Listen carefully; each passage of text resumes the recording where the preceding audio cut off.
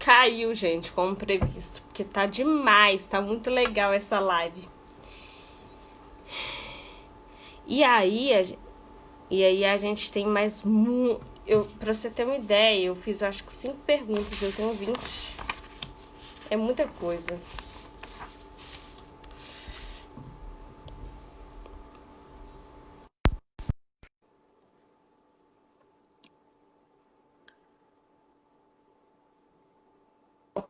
Olá, voltei.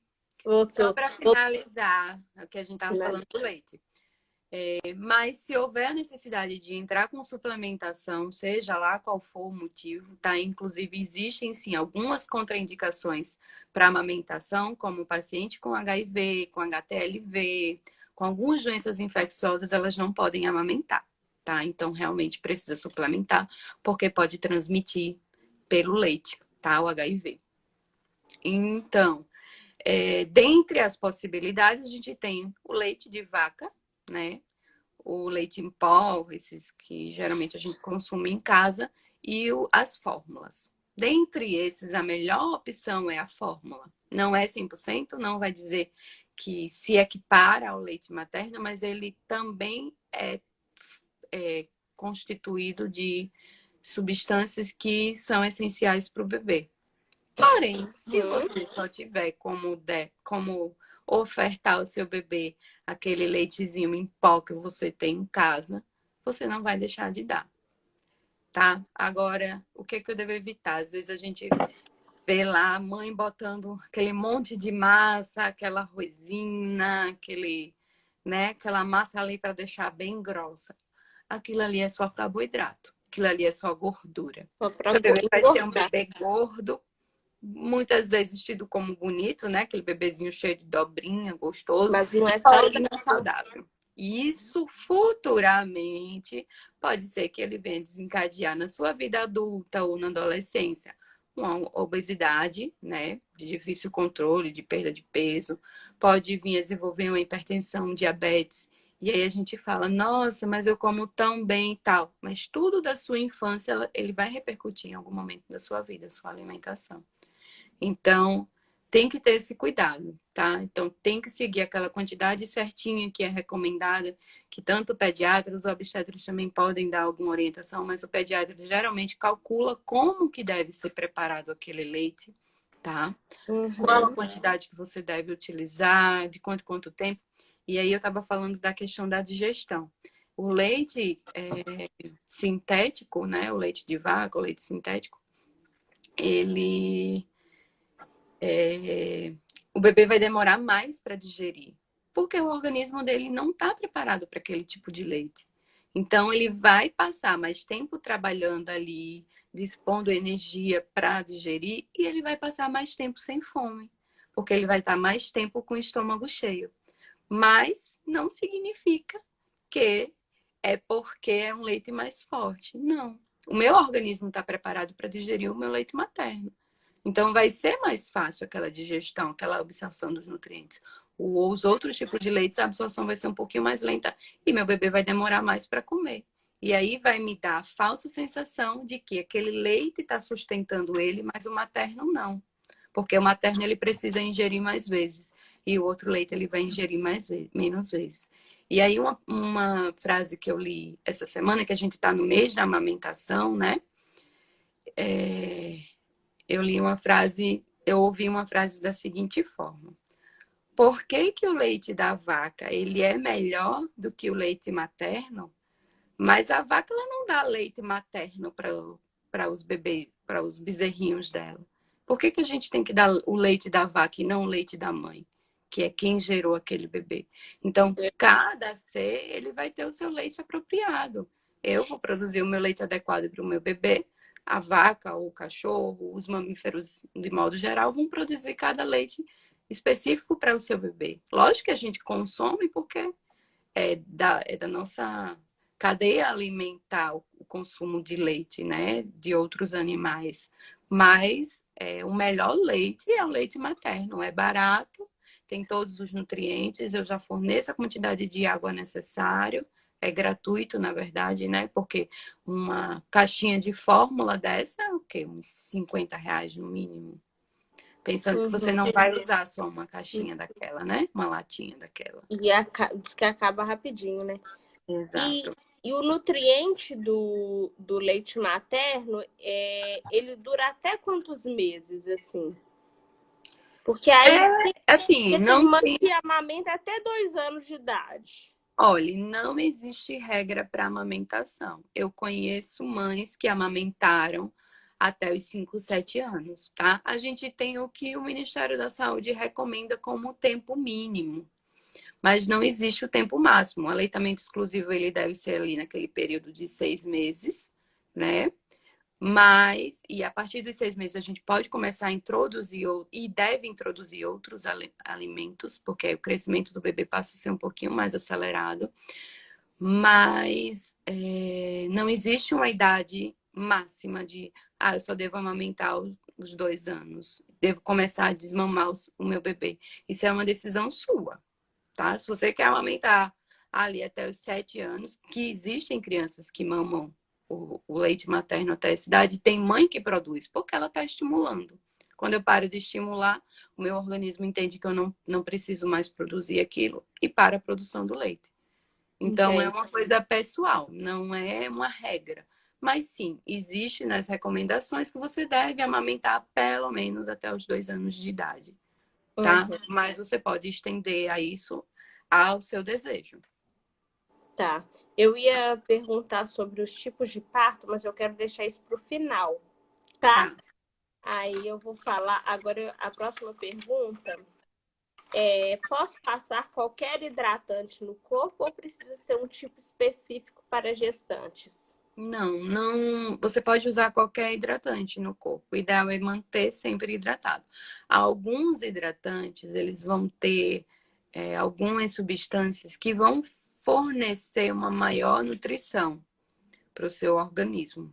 A gente deve evitar hidratantes à base de ureia, tá? Na gestação, que quem tem muita pele ressecada, muita dermatite atópica, geralmente é recomendado pelos dermatologistas utilizar esse tipo de hidratante, mas na gestação a gente tem algumas marcas para gestantes, tá? Mas porque eles vão trazer alguns nutrientes que vão deixar a pele um pouquinho mais hidratada, alguns prometem a prevenção de estrias, né? Que pelo ganho de peso ali muito rápido pode aparecer as estrias, né? Que para as mulheres ainda é um sofrimento muito grande essas marquinhas, né?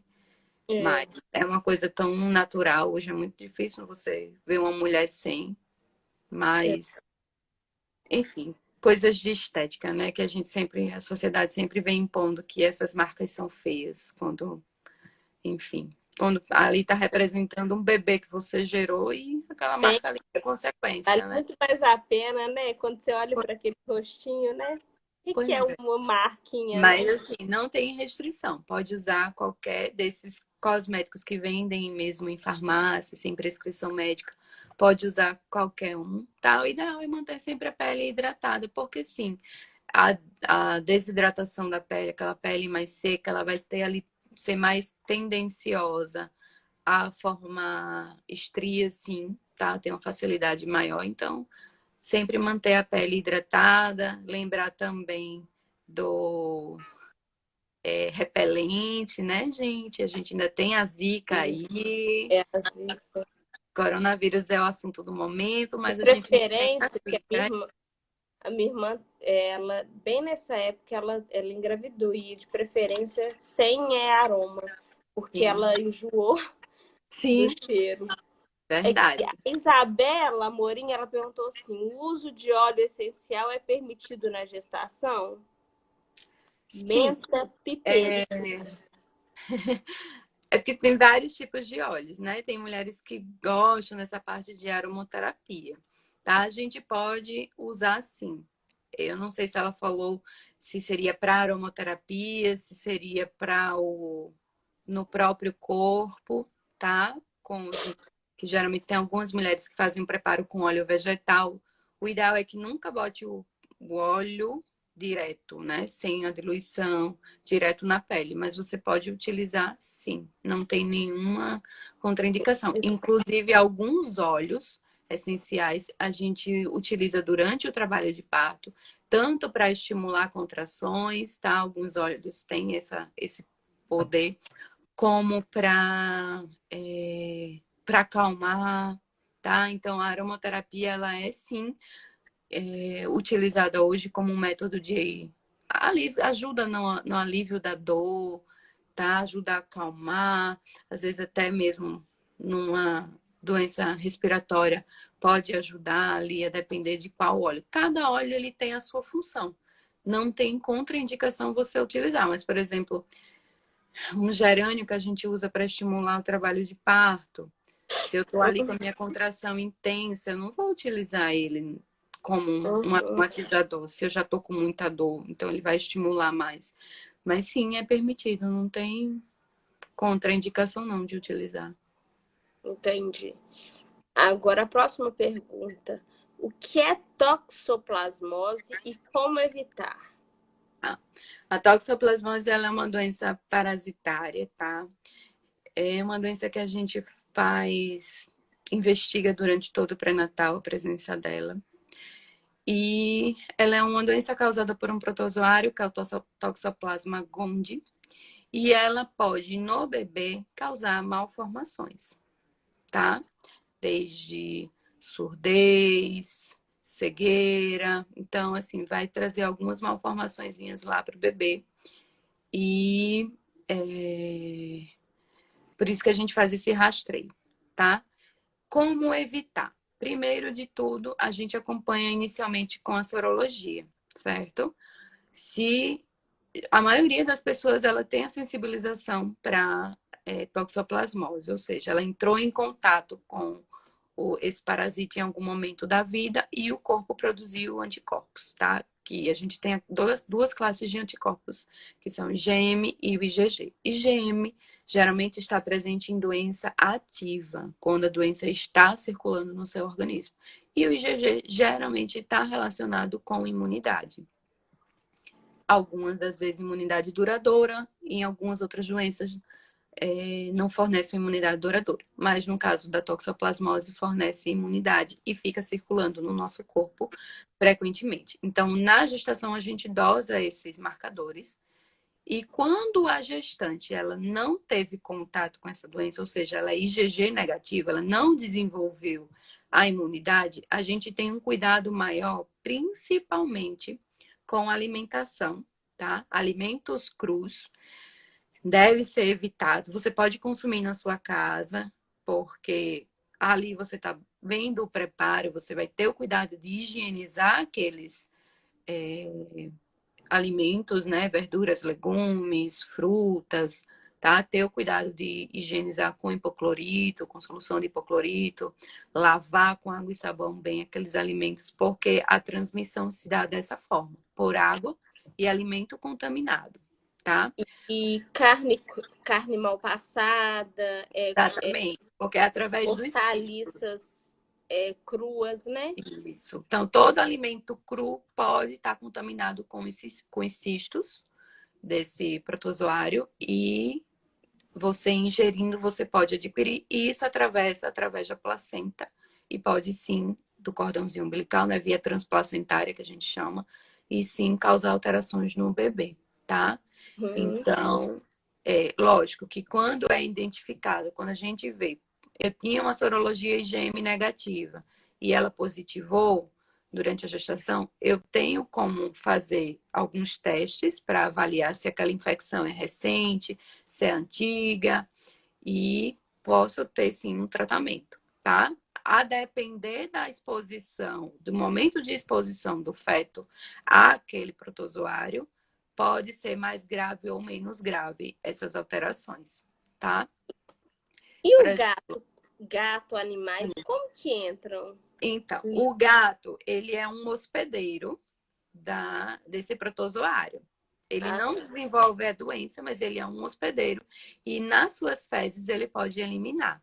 Então, o contato com o gato é isso. Então, eu crio gato em casa, vou ter que me desfazer do meu gato? Então, é um bicho de estimação, é difícil. Se tiver como tirar aquele animal daquele ambiente e passar a conviver em a casa de algum parente, de algum familiar, é uma opção. Se não tiver, pelo amor de Deus, gente, não vai jogar um animal na rua, né? Mas precisa ter cuidado. Por exemplo, as fezes desse animal, não é você que vai recolher, tá? O cachorro também entra nessa. O cachorro ele não é um hospedeiro, mas ele pode, principalmente por se tiver contato com gatos, armazenar na pelagem dele. Então, você acariciar o seu animal, lava a mãozinha. Então, o animal ele tem que estar sempre bem higienizado, tá? Gato é mais difícil a gente ter esse controle, porque gato é um animal que vai mais para a rua, né? Principalmente se mora em casa. As fezes dos animais, eles devem ser recolhidas por uma pessoa que não seja a gestante, tá? Então, o parceiro, a mãe, enfim, com quem ela morar em casa, alguém vai ter que recolher aqueles dejetos dos animais.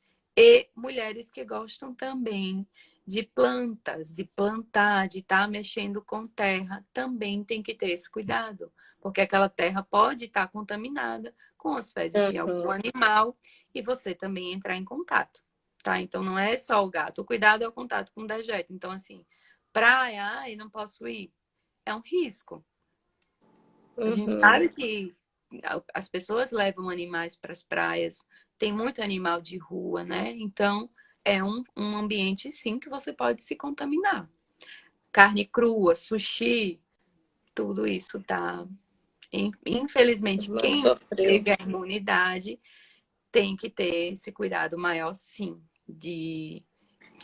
com os alimentos crus, de modo geral, seja carne, seja fruta, vegetal, legume, o que que seja, e cuidado com esses animais, gato, cachorro, que podem sim ser fonte de transmissão. Bacana. Doutora Yanara, a Lorena, ela deu um testemunho dela. Ela falou: boa noite, eu tive um mioma na gestação. Quando fui dar à luz, retiraram o mioma. Tem algum risco dele voltar? Porque sinto muita dor no útero. Ela não sabia desse mioma. No momento do parto que eles retiraram junto com o bebê. E aí ela tem essa dúvida, será que tem como ele voltar porque ela sente dor ou será que isso é psicológico? Então, os miomas, eles são tumores, né, benignos, que eles são responsíveis a hormônio, tá? Então, sim, eles podem voltar. Possivelmente, ele foi extraído, ela deve ter parto cesariano, né? Ele foi extraído na hora da cesariana, que geralmente a gente não faz, tá?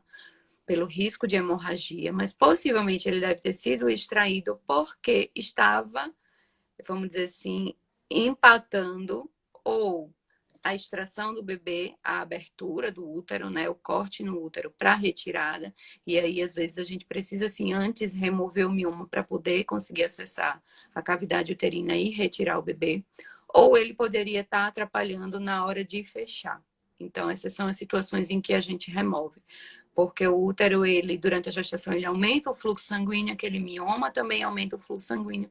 Então, a chance de, durante eu extrair, eu ter hemorragia e, inclusive, não conseguir controlar aquela hemorragia, aquela mulher perder o útero ou mesmo a vida pela hemorragia, é muito grande, tá? Então, geralmente, a gente não faz esse tipo de procedimento se não houver realmente uma indicação ali na hora. Pode voltar? Pode, porque é um tumor que ainda a causa é muito desconhecida do que forma, mas mulheres que já têm tendência a ter mioma, elas podem ter novos miomas, inclusive aquelas que se operaram, por exemplo, só para retirada do mioma, sem estar gestante nem nada, elas também têm o risco de ter novos miomas. Não é o mesmo, mas o organismo produzir novos tumores, sim. Então, aí essa investigação ela teria que fazer com o ginecologista para avaliar e investigar outras coisas, tá? Geralmente, mioma não causa dor. No útero, vamos dizer assim. O mioma, ele causa dor quando ele tem um volume muito grande. Pode ser. Quando ele causa um volume muito grande e começa a comprimir outros órgãos. E aí a dor é pelos outros órgãos, tá? Mas pela compressão dos outros órgãos. Mas ele geralmente não causa dor. Tem isso? E aí tem também. De um órgão? Tem tem sim. E aí, o que é que pode ser também? Você passou por um procedimento cirúrgico. Procedimento cirúrgico, você está cortando tecidos, depois eles vão ser suturados, fechados, e aquilo gera um processo cicatricial. Nesse processo cicatricial, a depender de cada organismo, pode formar as aderências. E aderência é motivo de dor. Tem mulher que vai ter dor pro resto da vida por conta das aderências. Em qualquer procedimento cirúrgico isso pode acontecer. Não só cesárea, qualquer cirurgia pode se formar aderências. E isso sim pode ser uma causa de dor. Então o ideal é que, se ela tem essa queixa de dor pélvica, pode ser psicológico, pode, mas o ideal é que ela E o procure um bebê dela tem um ginecologista. ano. Muito É, recente, né? muito recente. E tem mulher que vai passar com a dor da cesárea pro resto da vida. Tem mulher que não sente nada após a cesárea. Então, o ideal é que ela procure um ginecologista para investigar, sim, a causa dessa dor pélvica, que não é normal ter dor pélvica, tá? Então, o ideal é que procure, sim. Uhum. Teve uma pergunta aí abaixo, na caixinha, a pergunta era a seguinte: a idade da mulher, ela contribui para gerar uma criança de repente com alguma síndrome, dependendo da idade?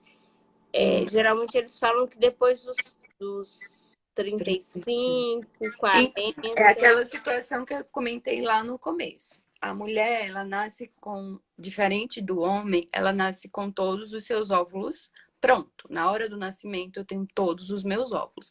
E ao longo da fecundação, ou, desculpa, ao longo do ciclo menstrual, eu vou perdendo alguns óvulos. Eu não estou perdendo somente aquele que eu liberei para uma gravidez que eu ovulei, tá? Todos aqueles ali que foram recrutados, eles são perdidos, tá? Então a gente perde uma grande quantidade em cada ciclo.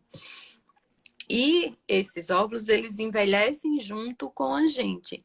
Então existe sim um risco de, nessa manutenção ali, nessa produção do órgão, de ter alterações genéticas.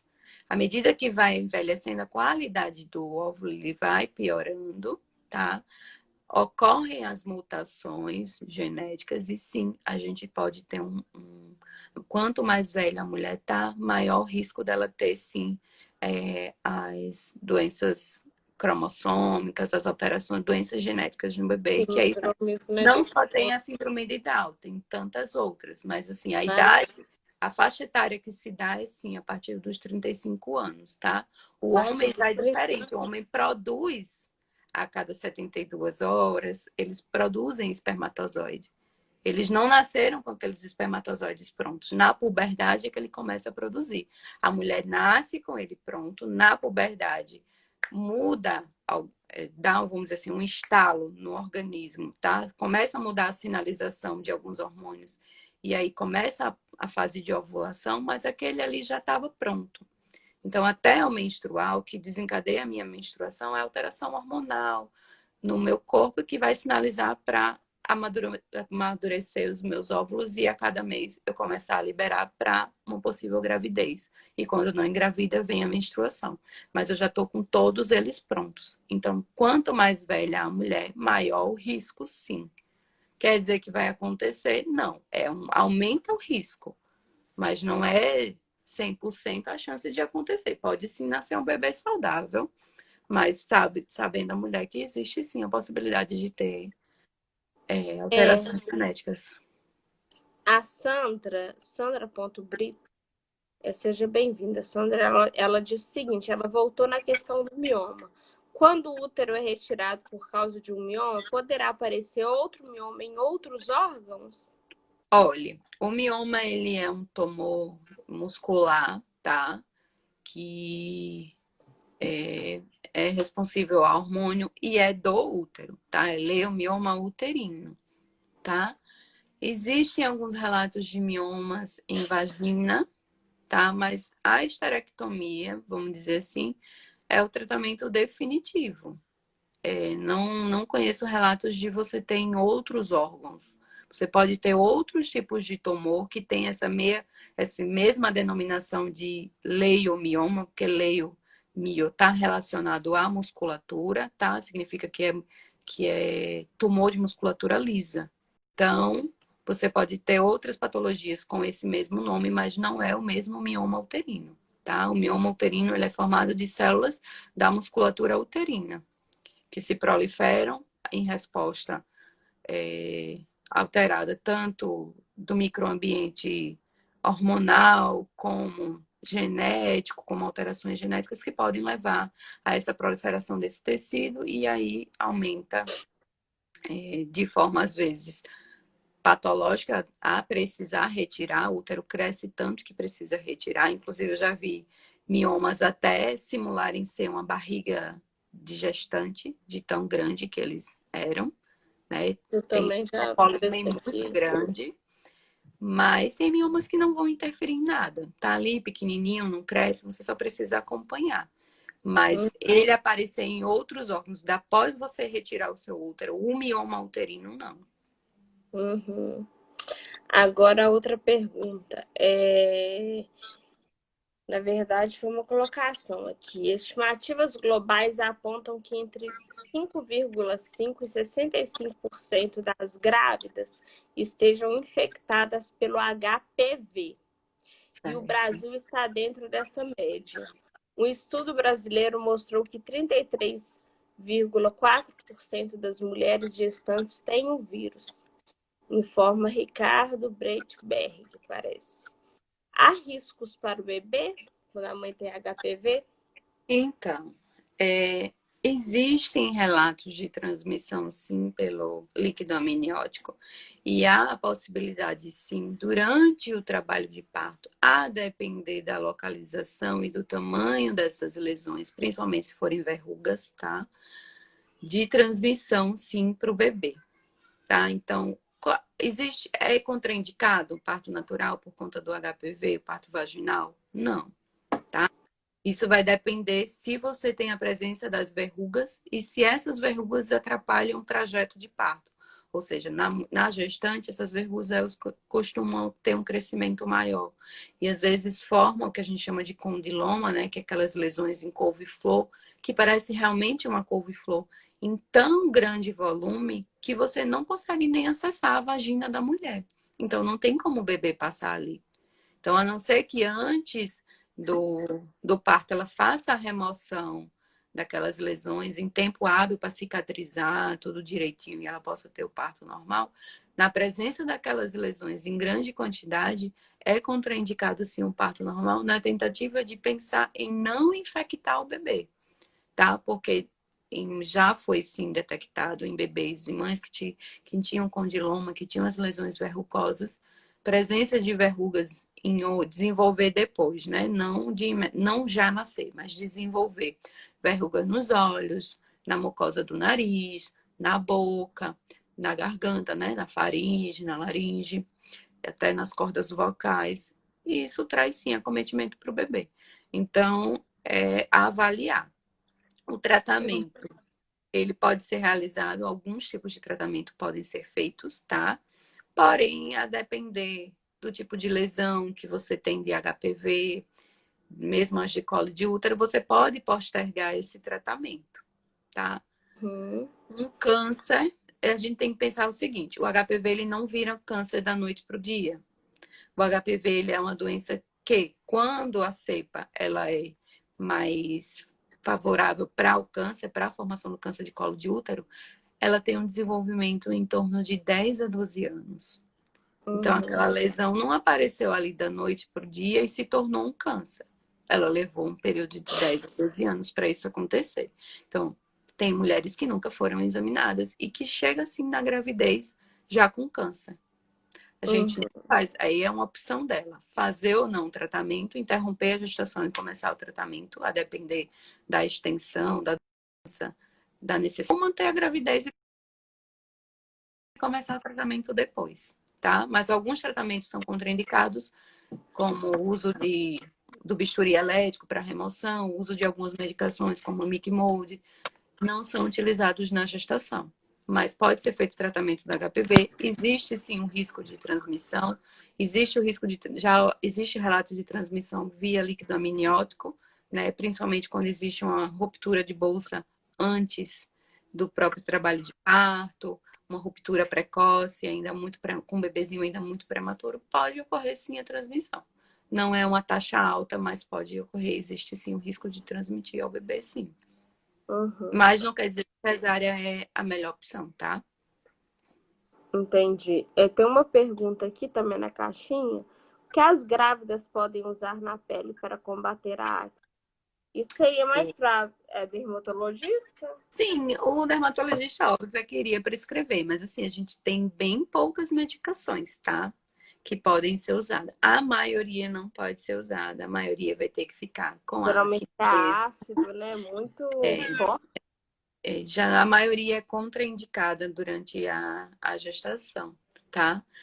Tá. E na gestação tende sim a desenvolver acne, mesmo quem não tinha tendência pela própria alteração hormonal, pela carga hormonal que a gente tem, ela pode sim aumentar a acne na gestação, mas aí não tem muito o que fazer. O tratamento é após mesmo, tá? Uhum. Agora eu vou pular para a pergunta de sangrar durante o início da gravidez é normal? Então, não é normal, tá? Sangramento em momento nenhum da gestação, ele é normal, certo? Uhum.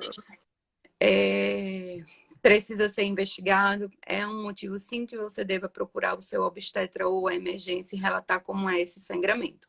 O que é que pode acontecer? No primeiro trimestre é muito comum ter sangramento no início da gestação, quando está implantando ali aquele embrião, tá? Pode existir esse sangramento.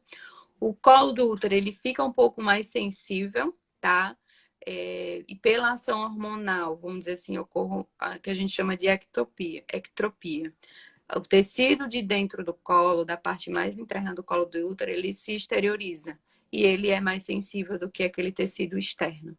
Então, quando ocorre o ato sexual, aquele colo ali que está mais sensibilizado, que não tem todas as camadas que existem no tecido externo, ele sangra.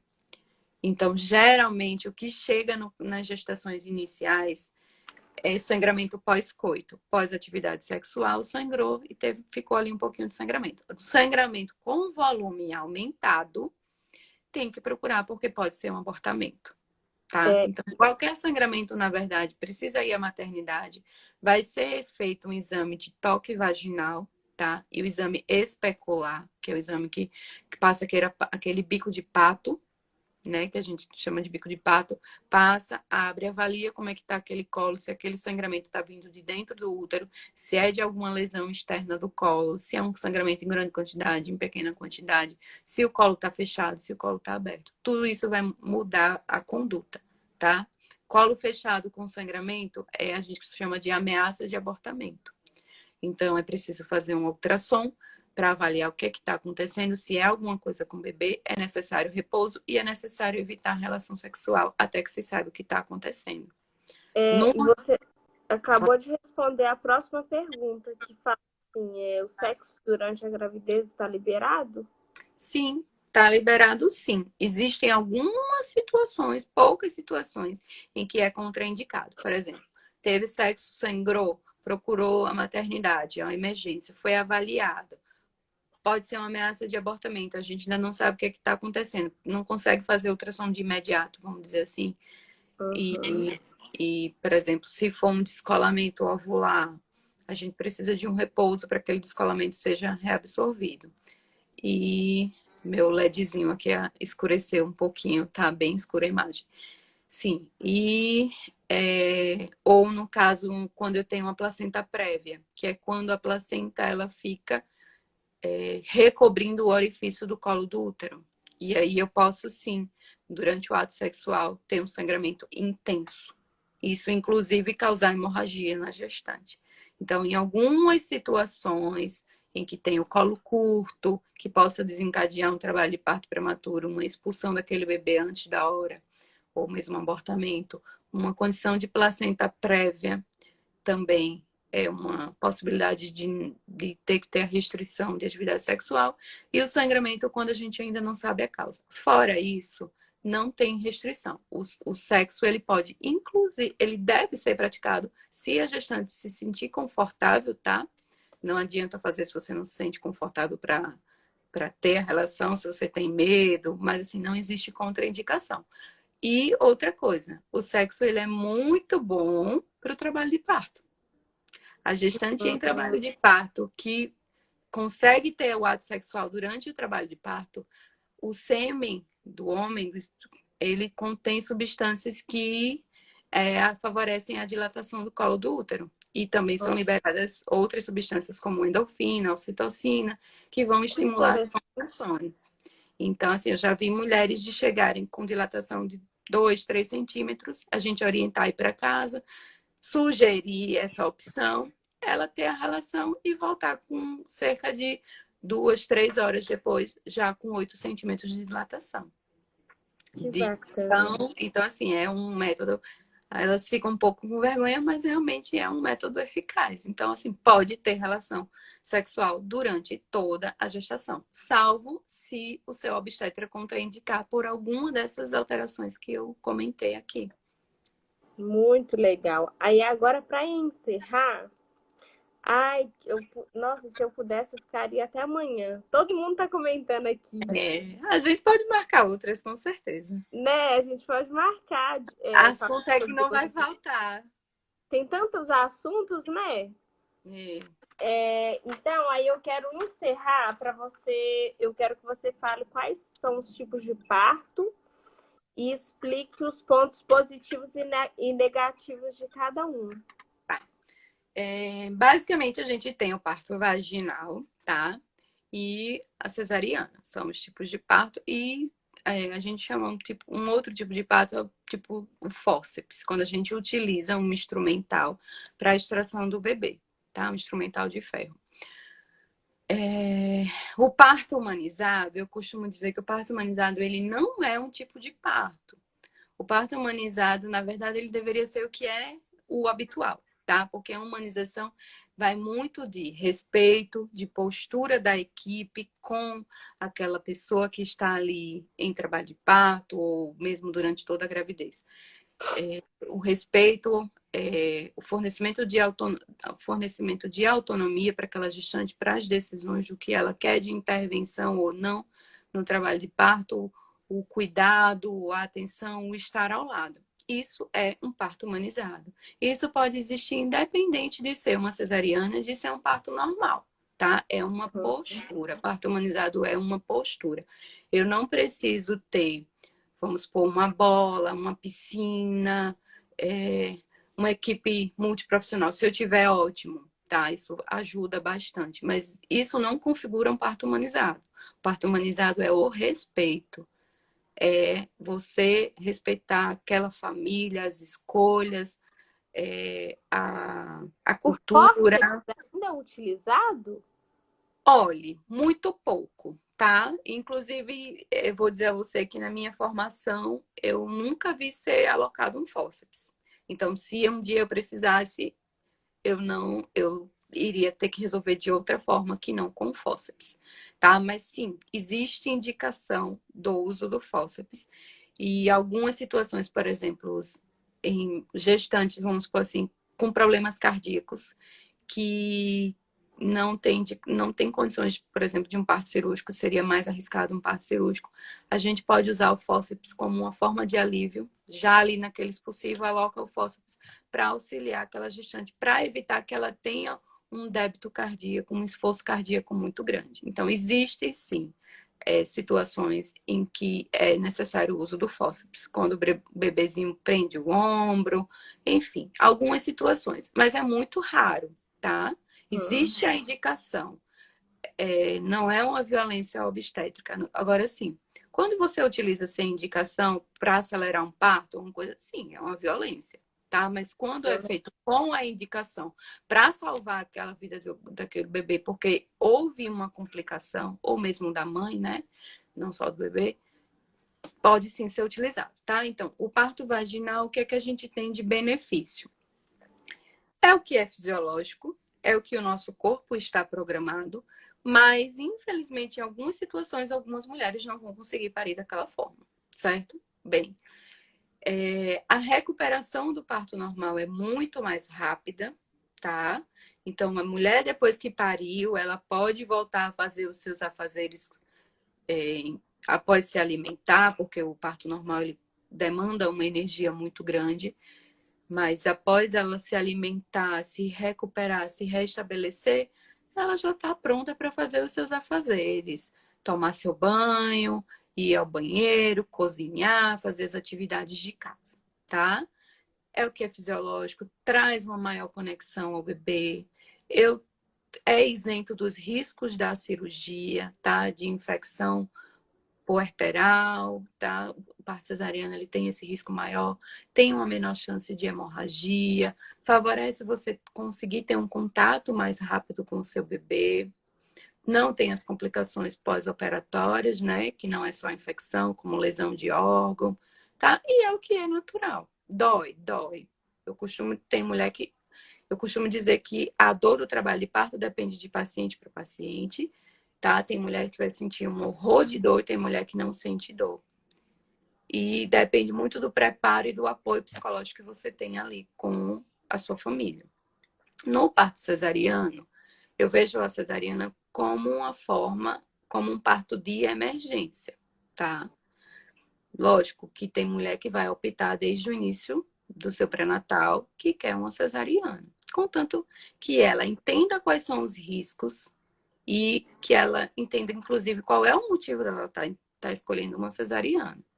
Porque se você dizer para mim, eu quero uma cesariana porque eu não quero sentir dor. Tudo bem, você não vai sentir a dor do seu trabalho de parto, mas você tem a dor pós-parto. Então, você não está livre de dor, tá? Você está livre da dor do trabalho de parto, que é aquela dor ali, aquele momento depois que o bebê nasce, aquela dor para. Mas a cesariana você pode ter as dores no pós-parto e continuar com essas dores para o resto da vida, porque eu cortei vários tecidos, aqueles tecidos eles vão passar por cicatrização, aquela cicatrização pode gerar aderência e a aderência pode causar dor. Então, tem mulheres que podem ter dor pós-parto para o resto da vida, tá? Mas a cesariana ela tem as suas indicações. Numa emergência em que o bebê está em sofrimento fetal, que eu preciso resolver logo aquele parto e que ainda iria demorar por via baixa, né, via parto normal, a cesariana ela é indicada. Às vezes o umbigo ele fica em torno do pescoço, né? Então, o cordão umbilical, circular de cordão, né? Quando a gente chama o bebê está laçado, não é uma indicação de cesariana. A maioria dos bebês nascem laçados, inclusive, e muito bem, tá? A gente indica quando na ultrassom a gente consegue ver que aquele fluxo, aquele circular está tão apertado que está impedindo o fluxo de sangue para o bebê, tá? Mas isso é muito raro de acontecer. Isso é uma falsa indicação de cesariana, tá? A maioria nasce laçado, sem complicações nenhuma. Às vezes pode demorar um pouquinho na progressão para aquele bebê descer, porque tem um cordãozinho ali prendendo, mas geralmente eles nascem muito bem. Mas pode sim nascer um pouquinho mais cansado, tá? Mas assim, não é um indicativo absoluto de cesariana, não. O que indica cesariana é sofrimento fetal. Sofrimento fetal, quando a gente vai identificar, vai tanto alterar os batimentos do bebê. E aí pode ser para mais, pode ser para menos. A gente pode avaliar por cardiotocografia, pode avaliar por ultrassom com Doppler, as alterações que possam indicar uma cesariana prévia. Outras, lógico, gravidezes de risco também têm as indicações de cesarianas programadas, tá? Inclusive, às vezes até prematuro. Por exemplo, um parto gemelar, depender do tipo de gemelaridade, pode ser que seja necessário retirar o bebê antes, algumas alterações do bebê, mas isso em gravidezes de risco. Numa gravidez de baixo risco, a opção pela cesariana ela deve ser muito consciente, tá? Existe o risco. O que é que eu tenho de risco numa cesariana? Desde a anestesia, tá? De eu ter reação alérgica à anestesia, de eu ter uma cefaleia pós-RAC, que é uma das principais complicações da RAC anestesia, que é o tipo mais comum de anestesia que a gente utiliza. de eu ter lesão de órgãos. Na hora que eu abrir, eu posso ter uma lesão de bexiga, eu posso ter uma lesão de alça intestinal, posso ter alguma lesão, inclusive no útero, que eu preciso extrair o útero. Então, eu posso, numa cesariana, acabar tendo uma esterectomia, posso sair com uma sonda vesical que preciso usar por mais tempo por uma lesão na bexiga, e pode ter as infecções, tá? E aí, as infecções, a depender do grau de infecção, também pode ser uma complicação muito séria. Então, assim, tem essas complicações. Eu costumo sempre dizer, ó, tem esses riscos. E o pós-operatório, que também não é fácil. É uma cirurgia, você tá cortada, você vai ter dor e você tem o seu bebê para cuidar, que depende completamente de Muita você. coisa ao mesmo tempo, seus hormônios todos bagunçados. E assim, tem mulher que não sente nada no pós-operatório. Ótimo. Mas A tem minha mulher que vai irmã, sentir. Tem a minha mulher que irmã vai teve sentir muito. cesárea e ela fala assim, que ela não sentiu quase tudo no pós. Graças a Deus, que ótimo, né? Mas assim, tem muitas que vão sentir. Então, assim, é uma coisa a se pesar. Você quer optar por uma cesariana eletiva, agendada, programada? Eu sempre digo, olha, se tá tudo bem com o bebê, eu peço que pelo menos espere entrar em trabalho de parto. Por quê? Porque o trabalho de parto significa que o seu bebê está pronto para nascer.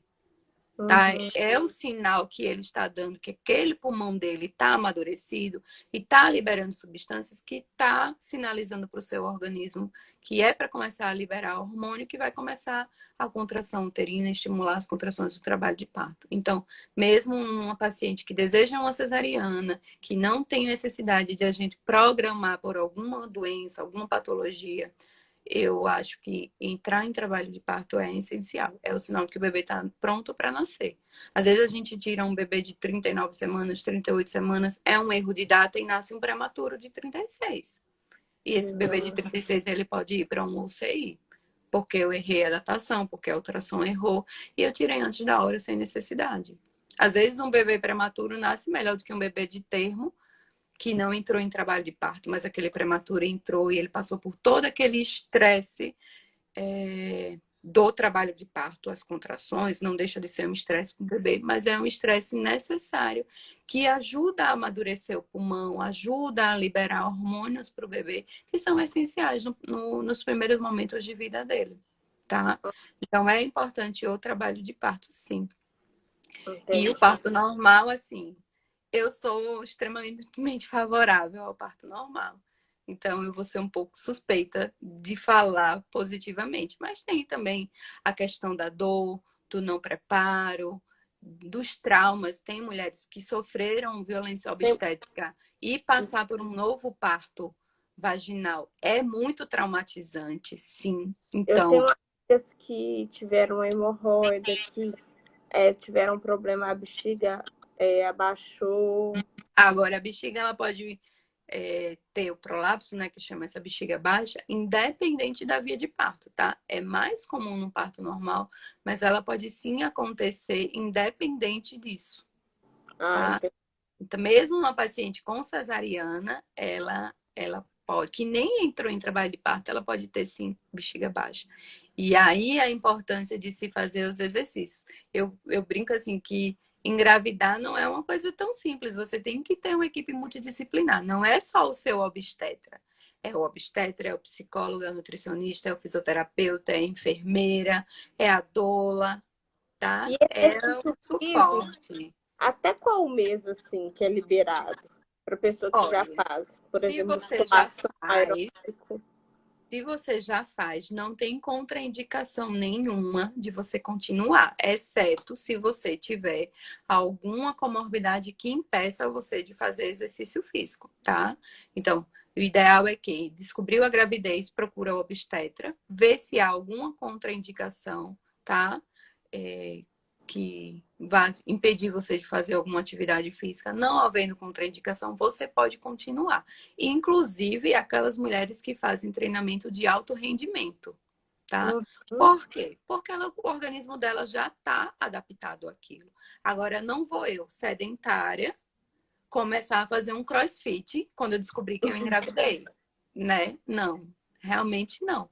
Mas assim, alguns exercícios a gente vai evitar, isometria, à medida que a barriga vai crescendo, o abdominal. Vai ter alguns exercícios que não vão ser possíveis fazer, mas um aeróbico, uma caminhada, inclusive começar uma caminhada de leve, pode ser evitar correr na esteira por conta do atrito do correr, mas pode, se você já pratica, se não há nenhuma contraindicação na sua gestação, você pode praticar exercício físico do início ao final, tá? O que não pode é você começar e começar de uma forma pesada.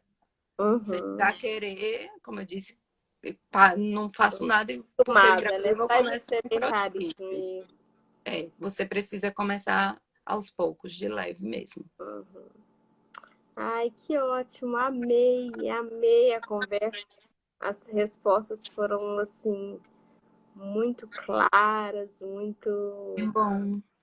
As pessoas estão aqui elogiando até também, falando que quer que você volte. A Vamos Paulinha falou, programar. também é muito bom, né? Uhum. Mas aí, doutora Yanara, eu queria que você deixasse as suas considerações finais, assim, desse um recado para os meus seguidores Então, que pretendem engravidar, ou então que conheçam alguém, porque eu tenho assim, certeza que é muita gente aprendeu importante, muita a coisa gente aqui. sabe da toda a dificuldade de que é no SUS. Eu costumo brincar que no SUS você acaba meio que tendo que ter sorte de encontrar um profissional que vai, dos profissionais que vão te ajudar, tá? É muito difícil a situação no SUS. Hoje a gente tenta mudar essa realidade, mas é um trabalho difícil. Eu costumo dizer que é um trabalho de formiguinha, que hoje muitos profissionais eles têm uma visão da importância do parto humanizado, respeitoso, mas ainda existe muito violência obstétrica. E isso não é só no SUS, tá, gente? Isso vocês vão encontrar lá no seu plano de saúde, inclusive na médica que você está pagando para estar com ela como sua assistente, tá? Então, assim, quer engravidar, quem quer engravidar e tenha condições, inclusive, de poder pagar por um serviço, né? Que para mim eu acho meio estranho de você falar, parto humanizado, eu paguei para ter um parto humanizado. Nossa, você gasta um horror. É um investimento muito alto para você ter uma coisa que deveria ser o normal, que deveria ser o habitual. Mas infelizmente hoje ainda é assim. Eu espero que mude e que aí de obstetras também possam mudar isso. Mas é isso, gente. Procurem sempre se informar, tá? O pré-natal, ele é um momento em que você deve tirar todas as suas dúvidas. Qualquer dúvida que você tenha, por mais besta que você ache, ai meu Deus, eu vou perguntar isso, eu vou parecer um idiota. Não é uma dúvida sua. Por mais simples que pareça para mim, que estudei os meus 9 anos aí, 6 anos de faculdade, mais 3 anos de residência, por mais simples que pareça para mim, para você não é. E precisa ser esclarecido, entendeu? É importante que você chegue ao final de toda a sua gestação e você tenha uma experiência positiva. E isso começa no seu pré-natal. Começa você tirando suas dúvidas, começa você se empoderando, conhecendo sobre o que é o parto, o seu trabalho de parto e ter o seu conhecimento. Não importa se você vai escolher uma cesárea, se você vai escolher um parto normal. O importante é que você saiba por que você está escolhendo isso, tá? Tenha consciência de tudo, tenha consciência de por que seu obstetra está indicando um parto normal, se não é uma falsa indicação. Porque sim, é mais conveniente eu fazer uma cesariana que eu resolvo em 30 minutos, 1 hora, 2 horas eu estou em casa, do que eu partejar e passar 24 horas ali com você em trabalho de parto. Não vou dizer que não é mais conveniente, mas não quer dizer que é o melhor, tá? Então, procurem sempre se informar bastante, tirar dúvida com todos os profissionais, tentem ter o máximo de assistência possível, de informação possível. Não gostou do profissional, procura outro profissional, não se prende a um profissional que não compra a sua ideia, que não compra aquilo que você deseja para o seu parto, que não te respeita. É isso. Ai, muito E eu obrigada. espero que a gente possa discutir outros assuntos, seja na ginecologia, seja na obstetrícia, que eu sei que é um assunto, sempre vai ter muito assunto. E eu gosto muito de conversar sobre tudo, falo muito, então Eu realmente amei. 1 hora é pouco. E as pessoas também aqui, ó. Todo mundo tá pedindo repeteco, então a gente vai ter que fazer, hein? A gente combina assim. Vamos combinar um outro Vamos que sim. é tão amplo, né? É muita coisa, muita dúvida para tirar. Eu sei Então eu que tem faço questão muito. de combinar com você. Gente, a gente vai combinar então um repeteco. Isso é promessa, hein? Hein, Promessa, doutora tá? Ana? Tá prometido. Então tá bom. Aí a Tá gente vai bom? ficar, gente. Tá Muito joia. obrigada por terem acompanhado até aqui, né? Muitas pessoas assistiram. E assim, eu estou lisonjeada. Muito obrigada por ter Obrigada a aceito o meu você. convite, tá? Gente, hoje se acha, graças a Deus existem essas redes sociais e a gente pode, de locais tão longe, né, conseguir compartilhar experiências. Isso é o mais É. importante, né? E eu digo que nessa pandemia, né, que está um Se momento tornou tão essencial, difícil, né? a gente tem que tentar, né, transformar em algo bom, né? É Traga verdade. conhecimento, enfim. Mas muito obrigada mesmo, eu me sinto lisonjeada de ter você Obrigada a aqui, você também. Foi uma honra, um prazer estar conversando com vocês todos. tá bom?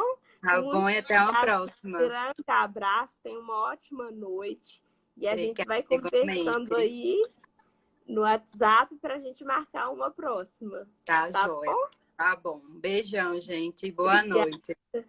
Beijo. Fica com Beijo, Deus. tá. Beijo.